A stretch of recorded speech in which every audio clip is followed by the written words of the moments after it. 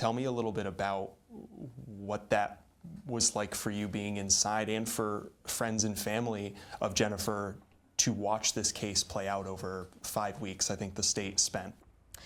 Well, I may have already used the adjective epic, but it was epic. It was fascinating to have the body of evidence illuminated piece by piece, meticulously and systematically over the entirety of the prosecution's presentation. Carrie Luft, spokesperson for the family and friends of Jennifer Dulos, describing the case state prosecutors laid out over 7 weeks in the trial of Michelle Troconis. So the broad strokes were not a surprise, but the individual pieces, and again, like the incredible, painstaking collection and then decision to seize certain exhibits as evidence, and then deciding what to send to the lab, and then having those analyses come into evidence.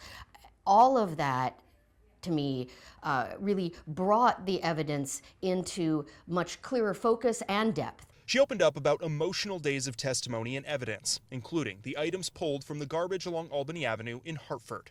And that was incredibly affecting. Like I said, it made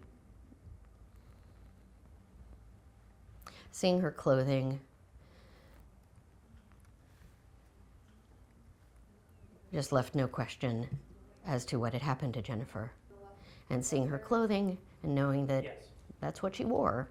That's what she wore on the morning that she dropped her kids off at school, and that we would never see her again, it was brutal to witness. She adds bringing that evidence was essential for prosecutors and the jury to fully understand the horrific acts against Jennifer. But it was necessary. It was necessary to make clear that this woman would never have voluntarily left her children, but certainly did not, in any sense of the word, voluntarily disappear, that she was murdered in her garage. The primary reason that I was in that courtroom every day was because Jennifer could not be there. I was there for her. I don't want to be quite so self-important as to say I was there as her, but there was an aspect of that for me. I wanted to be there every day to bear witness for her. As this chapter comes to a bit of a close, how do you and the friends and family of Jennifer hope to keep her spirit, her name alive?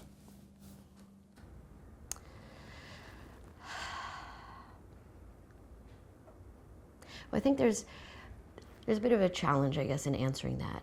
Because for each of us, Jennifer is very much alive in us and around us, and in everything that reminds us of her all the time. She describes what the end of this chapter means for Jennifer's 5 kids. The priority is leading their lives, keeping the memories of their mom alive and the love for her alive, and everything that she taught them and instilled in them, just keeping that going, radiating her spirit in that way. And for Jennifer's mother, Gloria, who took the witness stand to complete the state's case. For Gloria, she was incredibly brave to get up there on the stand, but I think she decided that it was right and necessary. As it comes to a close, she wants people at home to recognize the person Jennifer was. She was all about love. She loved her children so immensely. She always wanted to be a mom, that she was not some photo online, that she was a real, incredible, vivid, hilarious, wonderful person. And, that's part of what I think gets lost, understandably, in a trial. The victim ends up being this sort of emptiness or an absence around which everything in the legal process is taking place. The trial ending only months before the 5-year mark of Jennifer's murder. You know, I think there is something to be said for markers, for marking dates. 5 years is a really long time, especially in the lives of kids. Luft is hopeful the arduous legal process will help investigators find new leads.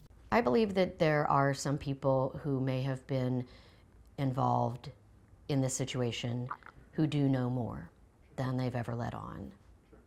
And I hope that that comes to light. She also says the epidemic of intimate partner violence is a cause Jennifer would have been in favor of championing. It's important to note that this case has received a disproportionate amount of coverage, and I realize I'm contributing to that by speaking to you right now.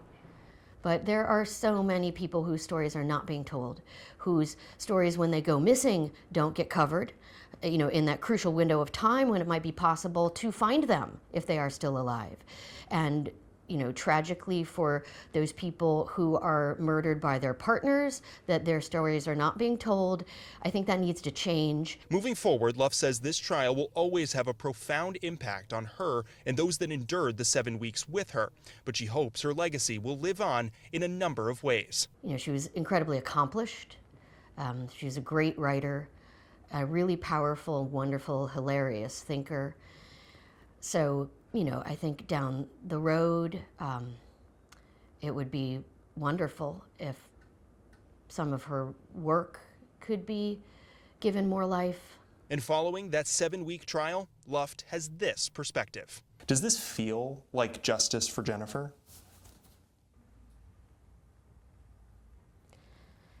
It feels like accountability, and that's very, very important. And it feels very much like the justice process has worked and has been served. I guess I'm hesitant to say that there can never truly be justice for Jennifer, because Jennifer was brutally murdered and her children are growing up without their mother.